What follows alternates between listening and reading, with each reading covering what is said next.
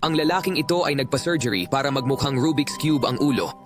Kailangan niyang sumakay ng tren at may 10 minuto pa siya kaya nagpasya siyang i-shuffle ang ulo para sa malibang. Wala na siyang oras bago dumating ang tren at kailangan niyang mabilisang masolve ang ulo.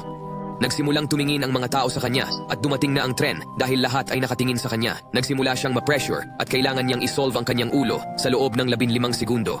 Habang iniisip niya kung paano ito lutasin, isang babae ang nangasar sa kanya dahil sa pagiging mataba. Ito ang nagpa-focus sa kanya. Sinubukan niya ng husto, ngunit nahihirapan pa rin siya.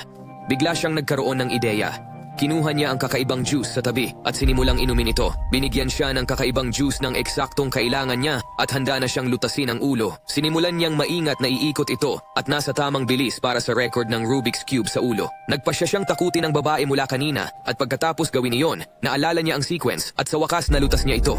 Tumagal siya ng 2 oras at umalis na ang tren. Kaya isulat sa comments kung gusto mo ng pipino o hindi.